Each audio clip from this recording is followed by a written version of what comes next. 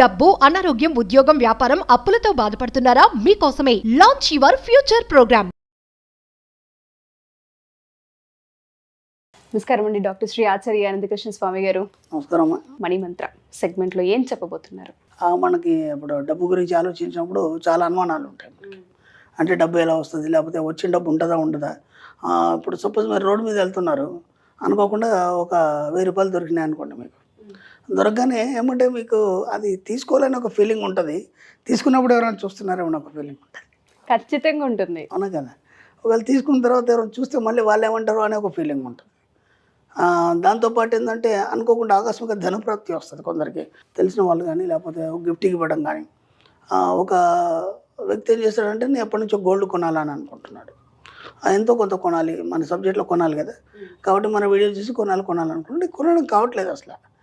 ఈసారి ఖచ్చితంగా కొందాం అనుకున్నాడు, డబ్బులు రాలేదు. ఆయన మనసు లోపల అదొక భావన అలాగే ఉండిపోయింది. అయ్యో ఏదో మిస్ అయిపోయాను, ఎందుకు కొనలేకపోయాను, ఎందుకు రాలేదు డబ్బులు, ఖచ్చితంగా కొనాలి, ఈ 3-4 రోజుల్లో కొందాం అనుకున్నాడు. అనుకోకుండా వాళ్ళ ఆఫీస్కి వెళ్ళాడు. వెళ్ళగానే ఆ మంత్ సంబంధించిన టార్గెట్స్ అన్నీ తీసినప్పుడు ఈయన అది ఎక్కువ అయిపోయింది. ఆయనకు తెలియకుండా యాక్చువల్గా క్యాష్ ఇవ్వాలి, వాళ్ళు గోల్డ్ ఇచ్చారు.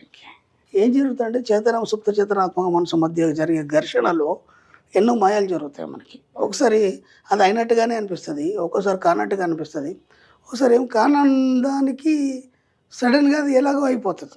ఇది ఎలా జరుగుతుంది అంటే మన ఈ కన్ఫ్యూజన్ అనేది ఎందుకు జరుగుతుంది అంటే మనకు దాని యొక్క పరిజ్ఞానం లేదు కాబట్టి మనకు కన్ఫ్యూజన్ జరుగుతుంది. ఆ పరిజ్ఞానం వచ్చిన తర్వాత మనం ఏమైపోతుంటే సెటరేట్ అయిపోతాం. ఓహో ఇది ఖచ్చితంగా ఇలాగే జరుగుతుంది, లేదంటే ఇది జరగదు, మనకు ముందే తెలిసిపోతాం.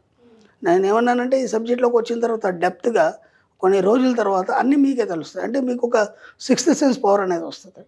ఆ 6th సెన్స్ పవర్ ద్వారా ఏమవుతుందంటే ఇది జరుగుతుందో జరగదు ఒకటి, లేదా ఇది నేను వెళ్ళొచ్చాను లేదా, లేకపోతే ఆ వ్యక్తి నన్ను మోసం చేస్తాడా, లేదంటే బాగా చూసుకుంటాడా, లేకపోతే ఈ వ్యక్తితో నాకు కలిసి వస్తుందా లేదా, ఇవన్నీ మీకే తెలుస్తాయి. అందుకే నేనేమంటానంటే మీరు ఎవరిని అడగాల్సిన అవసరం లేదు. ఇది ఎలా సాధ్యమవుతుంది అంటే +-2 కలిసినప్పుడు ఏమవుతుందంటే మనకి ఒక అనంతమైన శక్తి ఉద్భుతం అవుతుంది. ఆ అనంతమైన శక్తి ఏదైతుందో దాంట్లో ఒక ఎనర్జీ ఉంటుంది. అలాగే ఇక్కడ ఏమవుతుందంటే చేతనాత్మ సుప్త చేతనాత్మ మనసు జరిగే సంఘర్షణ మధ్య ఎన్నో విషయాలు మనకు బయటకు వస్తాయి. ఇది ఎప్పుడు అవుతుంది, మీరు ఎప్పుడైతే అంతర్లీనంగా ఆలోచించి దాన్ని పట్టుకొని కూర్చుంటారో, అంటే దాన్ని ఏమంటారంటే అంతర్మథనం. మనకిప్పుడు క్షీరసాగర మథనం అని చెప్పారు. క్షీరసాగర మథనం అంటే రాక్షసులు దేవతలు ఆ కవంచిలికి లోపల నుంచి అమృతాన్ని తీయాలి. ఇదంతా స్టోరీ, మనకు ఒక కథ రూపంలో చెప్తే అర్థమవుతుంది అని చెప్పారు తప్ప యాక్చువల్గా అక్కడ క్షీరసాగర మథనం లేదు, ఏమీ లేదు. మన కథ రూపంలో చెప్తే అర్థమవుతుంది. ఏం తీశారు వాళ్ళు, ముందేం తీశారు, ఆ పనికిరాని వస్తువులన్నీ వచ్చాయి, తర్వాత కొన్ని పనికిరొచ్చిన వస్తువులు వచ్చాయి, తర్వాత కాలకూట విషయం వచ్చింది. అవునా కదా. కాలకూట విషయం అంతా అయిపోయిన తర్వాత చివరిలో అమృతం వచ్చింది. ఎందుకు చెప్పారు అంటే నీ లోపల ఈ చేతన సుప్త చేతనాత్మ మనసు మధ్య జరిగే సంఘర్షణలో ఎన్నో అనుమానాలు నేను పట్టి పీడిస్తూ నిన్ను ముందుకు తీసుకెళ్ళావు.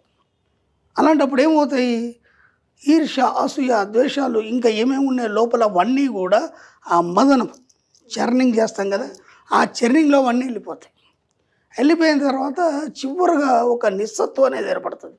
అదే మన కాలకూట విషయం.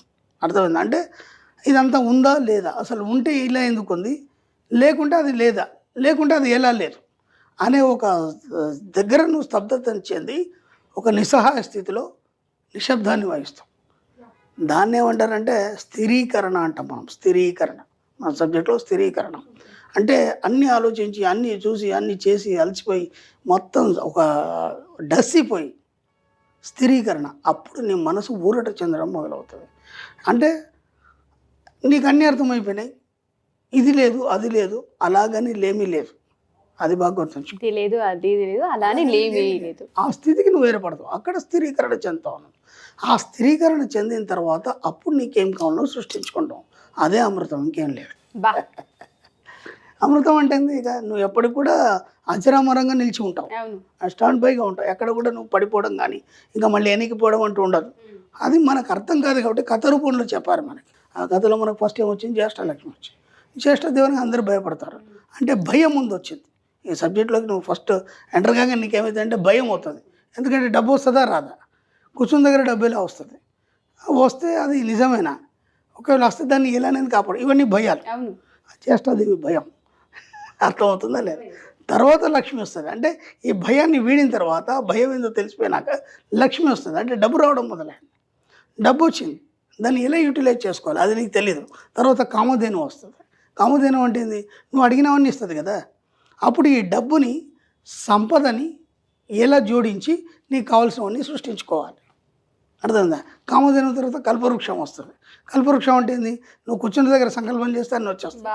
స్థితి ఎలా మారుతుంది గమనించండి. స్టార్టింగ్ నుంచి ఇప్పటిదాకానేమో అడిగావు, భయపడ్డావు, తర్వాత వచ్చిన దాన్ని ఎలా మెయింటైన్ చేయాలో తెలీదు. ఆ తర్వాత ఏమైంది? ఇక్కడ మనకు ఈ యొక్క కామధేను తర్వాత కల్పవృక్షం వచ్చింది. కల్పవృక్షంలో జస్ట్ సంకల్పం మాత్రమే జరుగుతుంది. అంటే నువ్వు ఒక స్థితికి ఈ సబ్జెక్టులో లోతుకు వెళ్ళిన తర్వాత నువ్వు ఎప్పుడైతే జస్ట్ సంకల్పం చేస్తే అది అయిపోతుంది. దానికోసం నువ్వు ఏదో మెడిటేషన్ చేయాలి, అఫర్మేషన్ చేయాలి, ఇంకేదో చేయాలి, అట్లాంటిది ఏం లేదు. కేవలం సంకల్పం మాత్రమే. కల్పవృక్షం అంటే ఏంది? దాని కింద కూర్చొని అడిగితే ఇచ్చేస్తుంది. అర్థమైంది? సంకల్పం మాత్రమే. ఆ తర్వాత అప్పుడు ఇదంతా అయిపోయిన తర్వాత ఇది కూడా ఈ స్థితిని దాటాలన్నప్పుడు మీకు కాలకుట విషయం వస్తుంది మళ్ళీ. ఎందుకు? ఇవన్నిట్లో నువ్వు మొత్తం మర్దన అయిపోతుంది. ఇవన్నిట్లో మర్దన అయిపోయి అసలు విషయం ఏంటి, నువ్వు ఒంటరిగా ఉండిపోవాలి, నువ్వు ఎలా స్థిరత్వాన్ని పొందాలి, ఎప్పటికీ స్టాండ్ బైగా ఎలా ఉండాలి, అంటే సంపూర్ణత్వాన్ని ఎలా సాధించాలి అన్నప్పుడు ఏమవుతుంది? ఇదంతా కూడా మళ్ళీ మనకంతా ఒక దగ్గర క్రష్ అయిపోయి ఒక తెలియని స్థితికి ఏర్పడిపోయి ఒక సైలెంట్ అనేది ఏర్పడుతుంది. దాన్నే స్థిరీకరణ అంటాం. ఆ తర్వాత అమృతం వస్తుంది. అప్పుడేంటి? ఇక నువ్వే బ్రహ్మ, యు ఆర్ ద క్రియేటర్, నువ్వే అని నిన్ను మించిన వాడు ఈ ప్రపంచంలో లేడు. ఎందుకంటే ఇక అప్పుడు నువ్వు సంకల్పం చేయడం ఉండదు, అలాగని నువ్వు అఫర్మేషన్ చేయడం ఉండదు, అలాగని నీవు కోరుకోవడం ఉండదు. జస్ట్ నువ్వు అలా కూర్చుంటే అన్నీ నీ దగ్గరికి వచ్చేస్తాయి. అమృతం ఉన్నప్పుడు ఇక దానికి తిరుగులేదు కదా.